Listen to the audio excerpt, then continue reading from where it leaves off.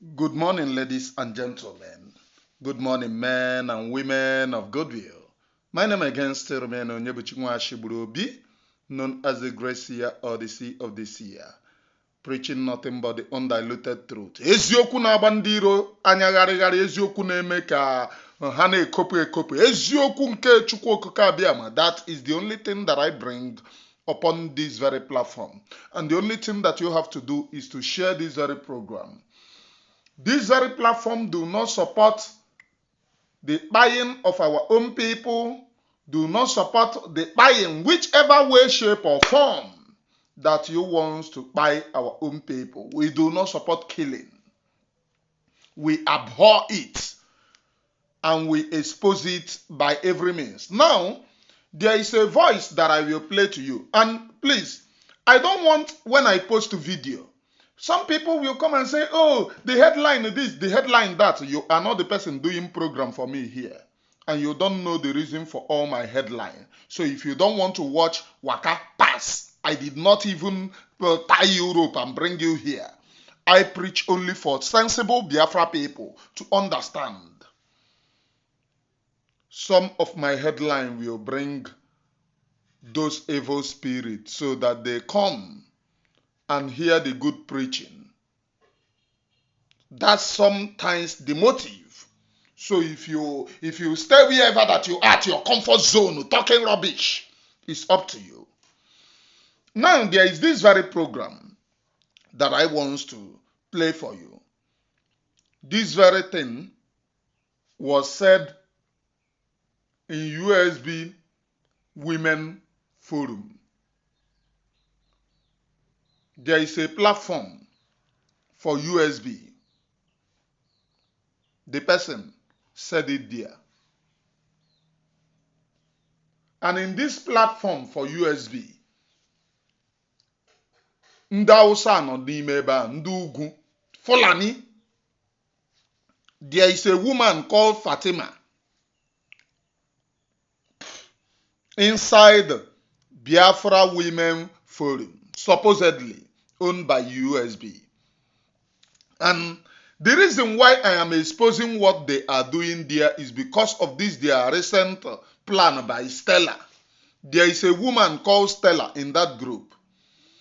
They don't know that we are everywhere. I know everywhere.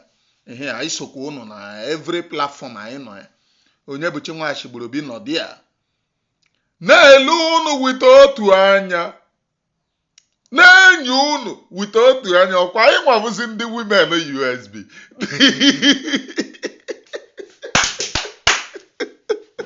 Ndị women USB kwen here. Unu che no here. Ọkwa anyị kere ịchafụ n'ọdịdị a.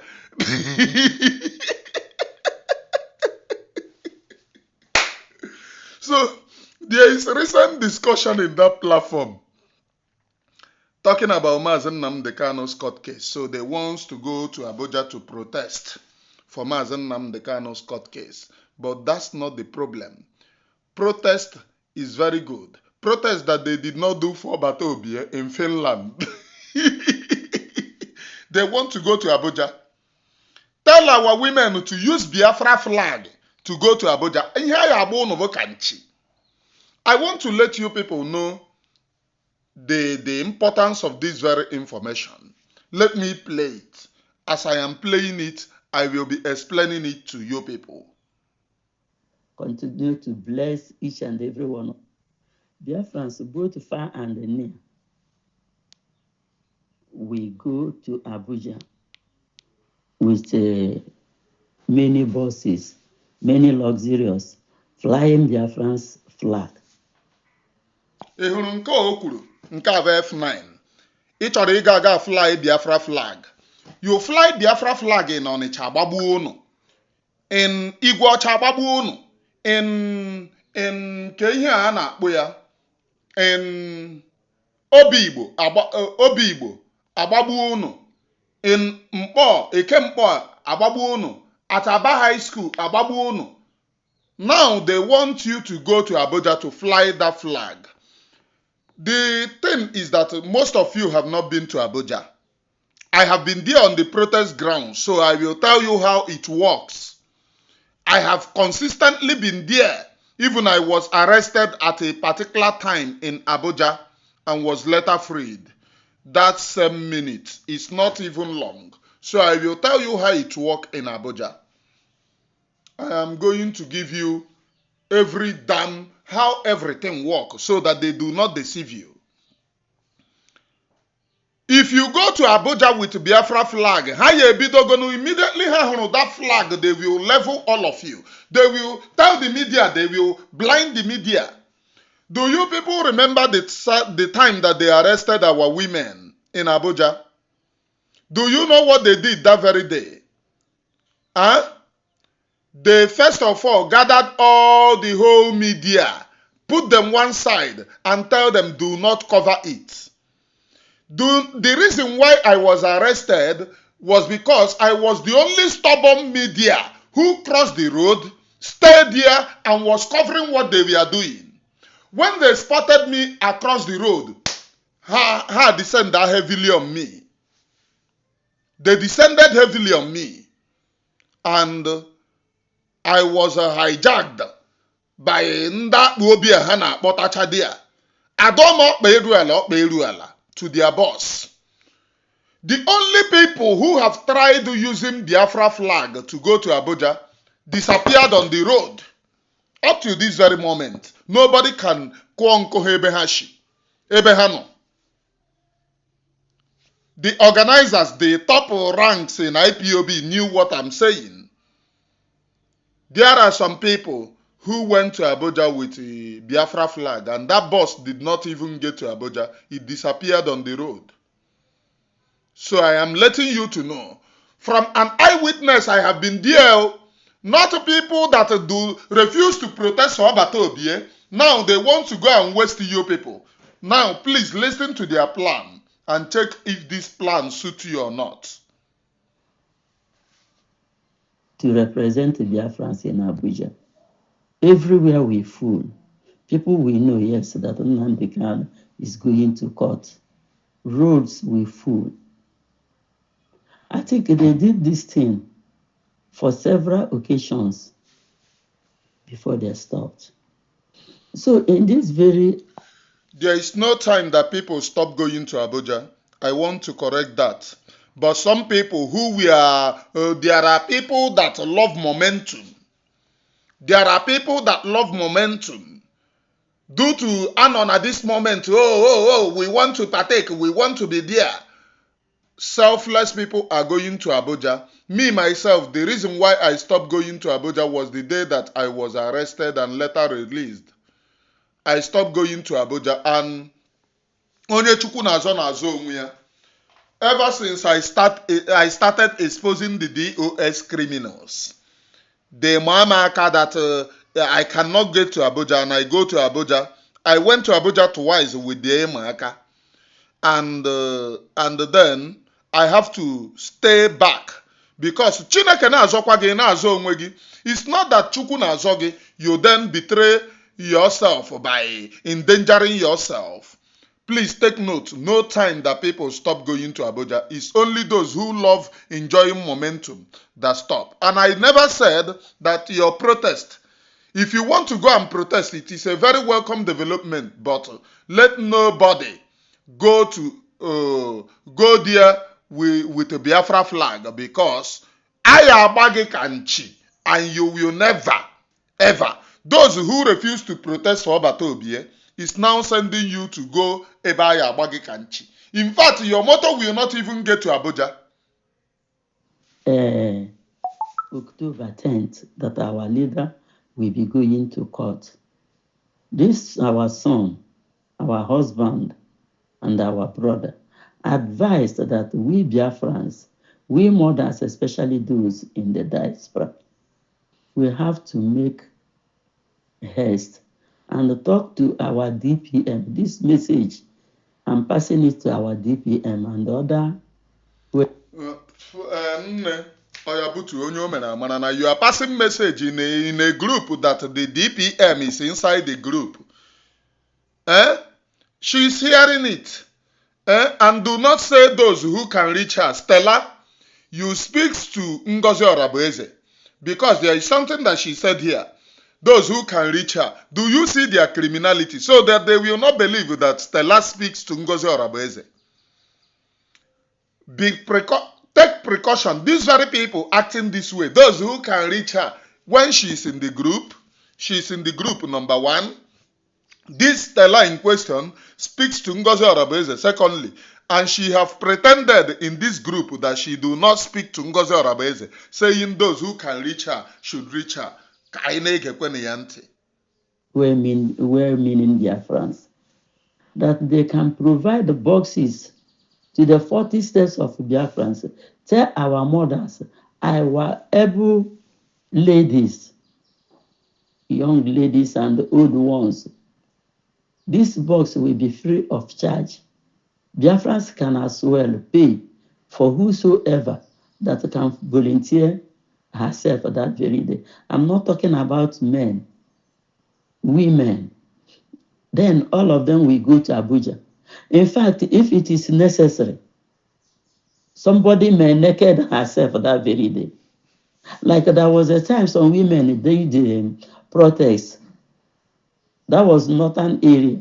They go on naked with the black and the black. It's true that protest doesn't mean anything for Nigerians again. But this one of women. Ihe bere bụ Stella ikwu n'ụtụtụ okwu ka nke a hapụ ịgbafu m n'uche.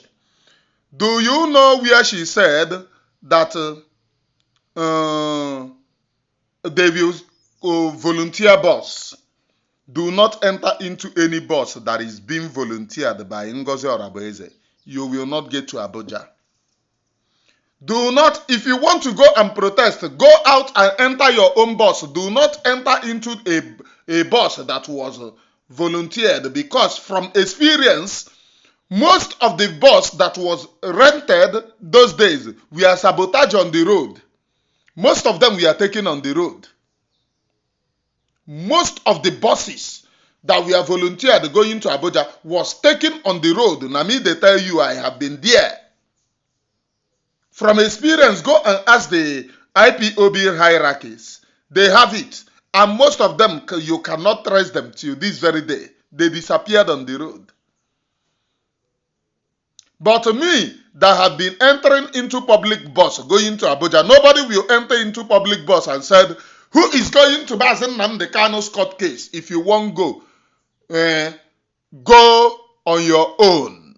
It is a welcome development to protest for Mazen Nnamdi Kanu, but don't go there with Biafra flag because your security is paramount. And if you are going to that place, if you don't have any credible distance, you will disappear there. Are you getting it? I have been there. I know how people disappear. They're there, then they take people. DSS, in fact, inside the UNA group, there are DSSs. They will act as if protesters. They will dress casual as a protesters, listening to your conversations. Bam! You will disappear there. Even those with you will not know that they have shown you gun and tell you to cooperate to avoid the crowd. And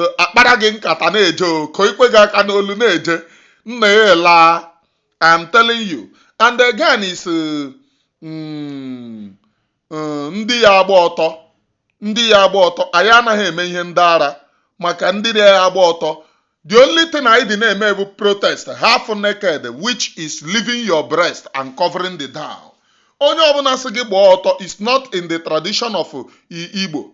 Enwere aba women riot. Agbara ọtọ, ihe abụ half naked. Maka it is the proper way of our Igbo ancestral heritage. By protesting heavily on what we don't want, we live half naked, that is open breast, covered down.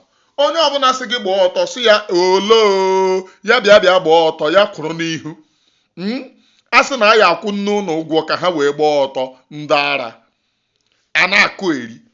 Nna, this thing will sound good. Oh, these people have good plan to you. Oh yeah, tiishi ebe aha with that Biafra flag. Please, gezie ntị ka ịnụzie nke tọrọ Biati.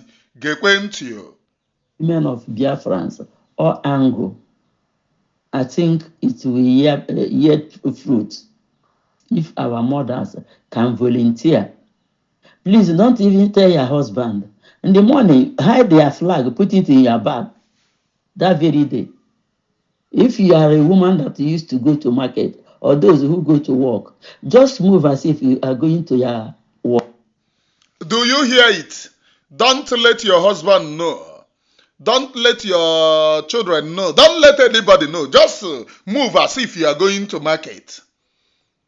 Don't let them know, so that there will be no traces, because finally you will not come back. What their plan is population reduction.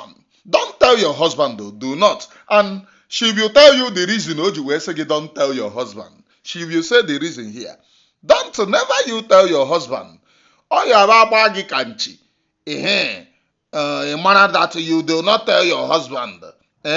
Because finally, nchi ya kage mma ma ị gaa ihe a Ngozi a kwa ihe a arụbagoro gị. Don't tell your husband. Ọ ya gezie ntị akụkọ mama Ngozi na ndị ya dị. Work in place. You are going to your shop. Go to the location of the boss. Because some of our husbands, they are zoo agents. Because there are some women who are doing this struggle, even here in diaspora. Their husband don't support them. And their husband may be one of the politicians. Or a So they have given you the reason for you not to tell your husband. For those of you people in that group, their brain is not working. Let me tell you. You live with your husband. You don't know your husband, Daddy. You live with your husband. You do not know your husband because your husband will be zoo agent. And if you tell your husband that you are going to Abuja, your husband will sabotage you on the way.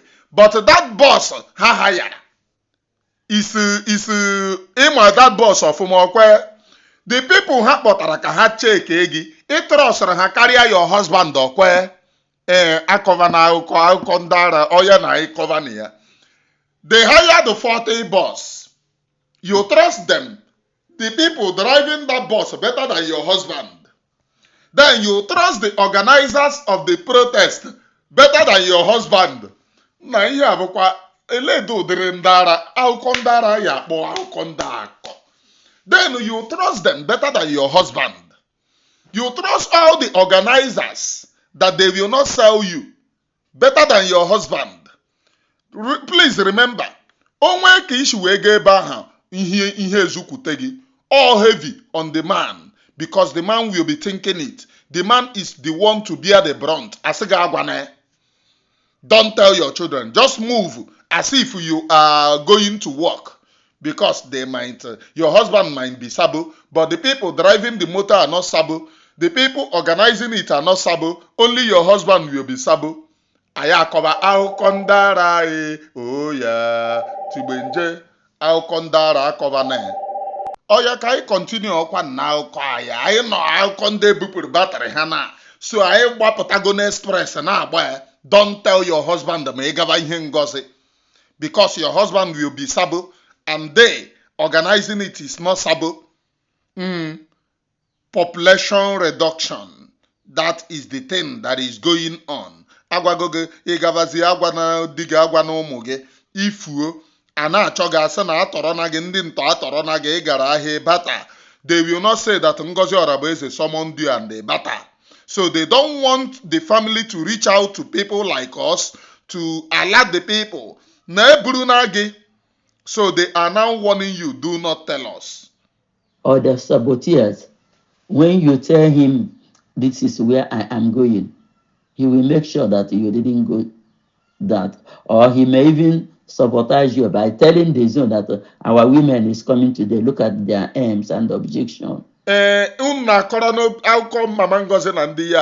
husband will call the zoo and said, my woman is coming. So buy him and I will be glad to take care of my children.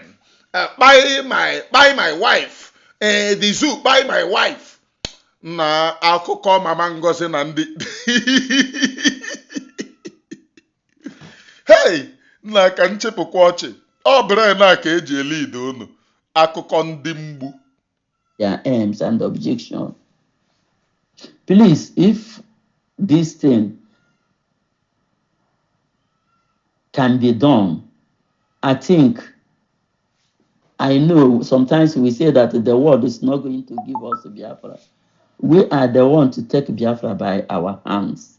By iji flag aga na Abuja na ebe a ka ị na-eteki Biafra. Then BLA bụ criminal. Ndị a were flag gaba Abuja. Akụkọ. Just look at the people that you listen to. Do you listen to the type of story that they are telling you?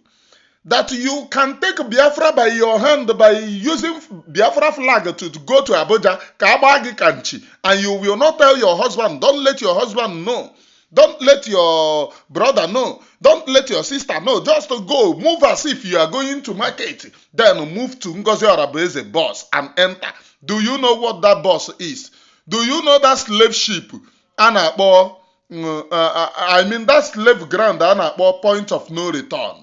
That is what the bus is. Point of no return. Ejidegi, if they hold you there, you can never return. It's like they have dealt with our youth. Now they want to focus their attention on our mother. Now this population reduction is going. But as usual, even after speaking here, some people, will still go. Then lose onwe ha there. But let us go. Only one woman in that group called Fatima. Oh yeah, look at the woman trying to impress, telling somebody telling somebody in the group, please. Hello, good morning. How are you today? Why are you discriminating? Do you know me?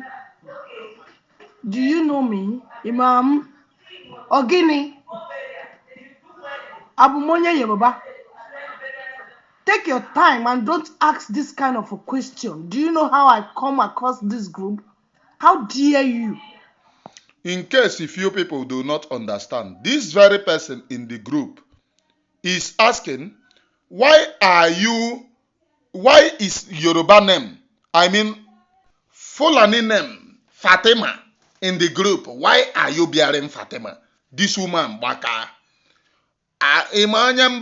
If you listen to her Igbo, you will know that she is not Igbo. Oya, please continue listening to her ranting so that you know whom she is. Answer my question. I said, how dare you?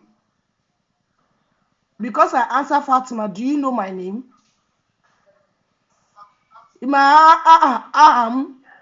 Ogini. Ogini. She's not Igbo.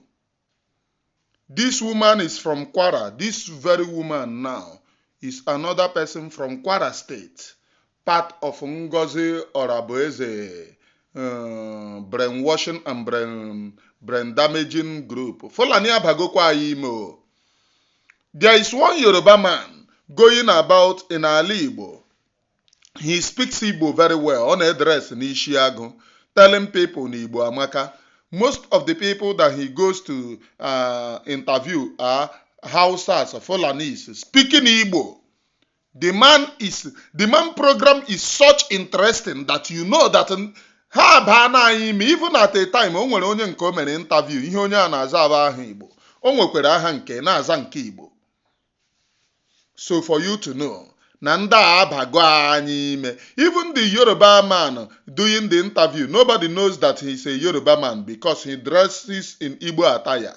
If he did not tell you in that program that he's a Yoruba, you wouldn't know. The man is a Yoruba man from the West.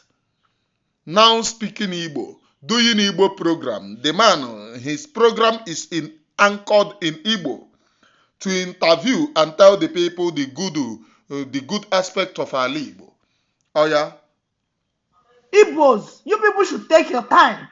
Take your time. This group is for women, not for men. Are you getting it? She have forgotten that she is claiming that she is an Igbo. She is now saying Igbos. Let me rewind it back so that you hear.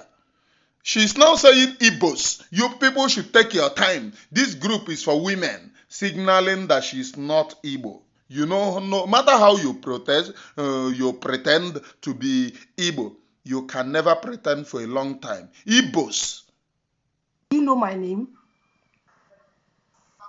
Aham. Ogini. Struggling to speak Igbo. Ima aham. Ogini. Oya, let us go one more time. Ima aham. Ogini. Because I answer Fatima, do you know my name? Aham. Ogini. Try even speak Igbos, you people should take your time. Take your time. This group is for women, not for men. Igbos, you people should take your time. Take your time. This group is for women, not You're for a men. man, go to the group of a man. Don't come to the group of women and start asking stupid questions. Okay. Rubbish. You are asking, you are Fatima, are you an Igbo? No, I am a Yoruba woman and Hausa lady. Nne, anyị ma nke aha mana ịbụ onye Fula, ọ bụ ụda Hausa, Fula ka ịbụ. Igbos, ịma aham, gịnị? Igbos, you people should take your time on the group. This is a woman, Fatima, in group Ngozi USB women. USB women. Fatima. So if they are not proud to use their Igbo name, why are they pretending that they want Biafra? I cannot go and use the name of Onye Abuki. Fatima, bụ nwanne Ngozi, in case if you don't know. Fatima bụ younger sister Ngozi. Ima aham, gịnị? Younger sister Ngozi, Fatima. Fatima bụ onye Adamawa ka na-akpọ gịnị? Damawa. That's it. Now, I have no time. My time on jump. I want to send message to Okpontonu Uruagu. This, I want to expose Okpontonu Uruagu. You know, this Okpontonu Uruagu is a man of different color. Lenu nwoke, ka ọ dịzi ka onye ara, o jirigo aka eme onwe ya onye ara. Onye nke a apụkwuna na mmadụ, lee n'anya. This is the guy that came out to tell you that Mazi Simon Ekpa, the reason why he hated Mazi Simon Ekpa is that Hope Uzodimma is using Mazi Simon Ekpa. That Mazi Simon Ekpa works for APC. He was the first person. Now he is now the person working for Hope Uzodimma, defending Hope Uzodimma and defending APC and Nigeria. Is God not wonderful? That Mazi Simon Ekpa is a Nigerian agent. The person that called Mazi Simon Ekpa a Nigerian agent have unveiled to be a Nigerian agent. And that time I was telling you people that Okpontonu Uruagu is a Nigerian, the main Nigerian agent. You know, most of our times, you people don't know the game that Anaba in this very freedom. I want to play it to you. And why I want to play it is that he mentioned Ngozi Oragbueze and Oge Nkere. That is the reason why I want to play it so that you will know. Okay, very dark black man. My name is Ikensì, and I want to talk about this gentle Yahoo and use this opportunity to answer few important questions you asked on your video I watched this afternoon. You asked, number one, whether the alleged meeting with the governor of Imo State is true or not. And number two, you ask those who are sponsoring Gentle Yahoo and his gang. And number three, you also ask where they are getting their sophisticated weapon. And number four, you ask the reason Gentle was arrested. Now, let me start from number four. Number four, the reason Gentle was barred. Gentle was not arrested. Gentle was barred. The reason Gentle was barred is because of his involvement in terrorism. Not only terrorism, car hijacking, and some other despicable things. Okay, the reason Gentle was spied, Gentle was not arrested, but spied. Ayaka hobo ozu Gentle, be na yozu ya, ebu na egbu na nye na yozu ya. Some dame sana habara ya oku. Agwa ekwe. That is not my program today. That is not one thing that I have come to do. But they said that they have spied Gentle. We want to have the ozu of Gentle. That's all. Nothing more, nothing less. Now, The thing that brought me upon this very platform is Gentle was spied for car hijacking and other things. Ọkpọntụ na Uruagu, did you watch? Ama m na ihere onwe gị ama nkwe gị because akpịrị ego ịkọgharị rubbish and ịtụgharị asị bụ ihe eji wee mara gị. You told ụmụ Igbo that Mazi Simon Ekpa is working for Nigeria, and that is the reason why you are attacking him. Today it has turned out to be you that is working for Nigeria. Is that not chameleon color? This guy is not trustworthy, never to be trusted. You told them that Mazi Simon Ekpa is being used by Hope Uzodinma, who is spying on the Igbo. Today, you are now defending Hope Uzodinma, that he is a good man. Is God not wonderful? Ị na-ekeri ike ịchafụ kọrọ eri gbaduo ịhụkwa mkpokọrọ anya. Ihe ka izuzugidere nne gị ogiri shigbuo ya ebe ọ na-ere ogiri na Nkwọ Nnewi. Is God not wonderful? Even one certain time, onye kwere nne ya aka na-ere ogiri. Ka ya orere nne ya ogiri. Ndị nọ abroad, you can buy ogiri na ihe a nne-ele mugu. I am Onyebuchi Nwashigburobi, please. I am Onyebuchi Nwashigburobi, preaching nothing but the undiluted truth. Now, this Ovoko Noeba. The reason why you people buy Gentle is because he is raping women. No evidence. Car hijacking, no evidence. Kidnapping, no evidence. But the reason why the government you are defending invited Fulani that are buying people in one canopy and refused to buy them. They were negotiating with them.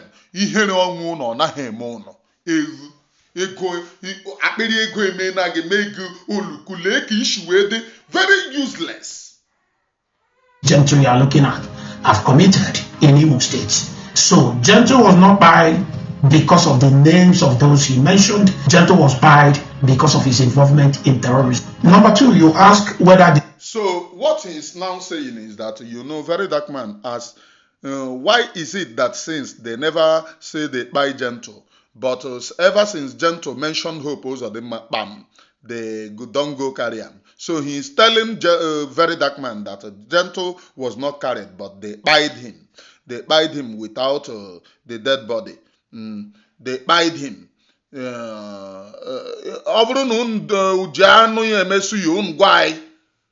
Chineke emekpe ụlọ ọkụ lee ka ọ na-eshi atọ ihe a ka ọkụ erigide tụgide asị to our own people. This guy lie a lot. First, Mazi Simon Ekpa is a Nigerian agent. You turn out to now be the Nigerian agent. Second, Mazi Simon Ekpa works for APC. You turn out to be defending APC. Third, Mazi Simon Ekpa is working for Hope Uzodinma. Now you are defending Hope Uzodinma. Is God not wonderful?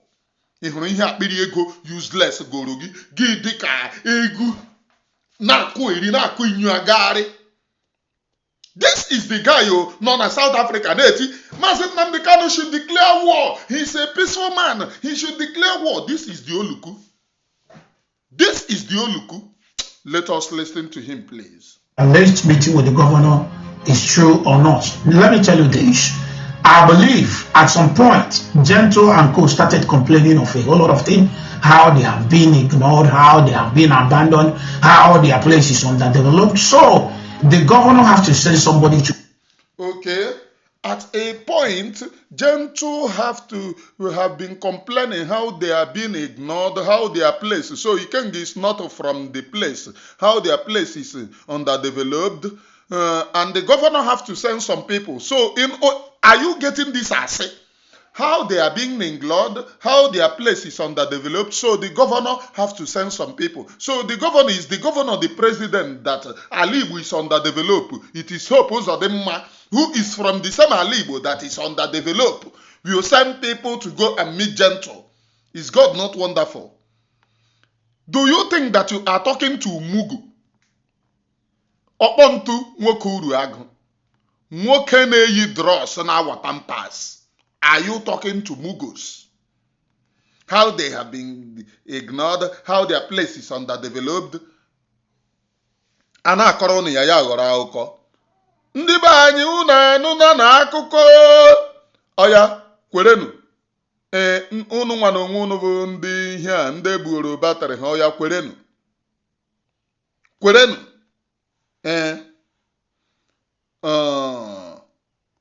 Asị ọ na-atọ is to defend Hope Uzodimma, whom he have lied to you that Mazi Simon Ekpa was working for.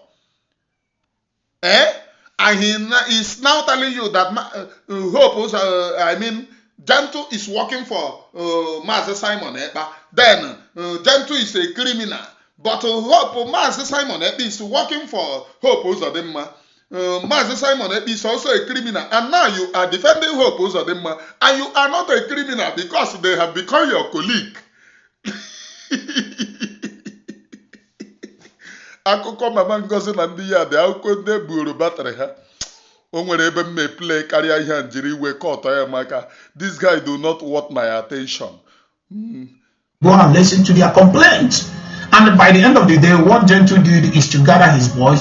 They went to governor's place, burned his house, destroyed his phantom lodge, and also stole, there's a gold, I think, at the gate of governor's house, and some other valuable items they stole from the governor's house. And number 3. The time that Hope Uzodimma's house was invaded was during the time of Eastern Security Network. During the time of Eastern Security Network, that was when the house of Hope Uzodimma was invaded.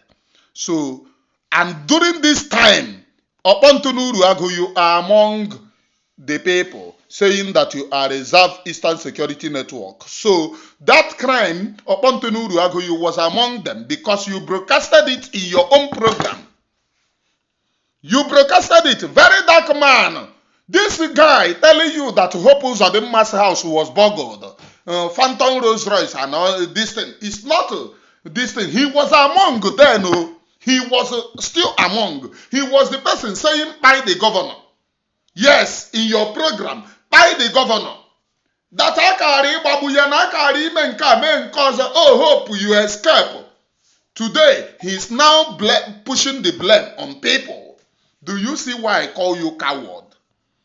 Ọkwa ka ya bụ mpụta mụ na gị na-akọ eri.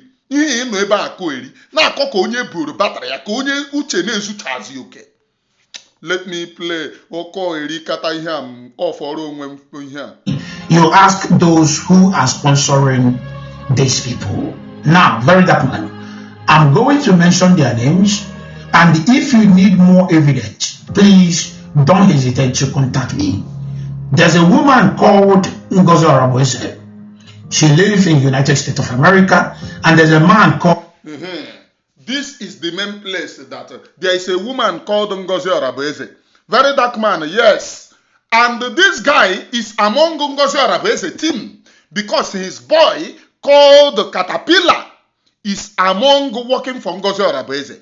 Caterpillar is the person who this guy rented house for.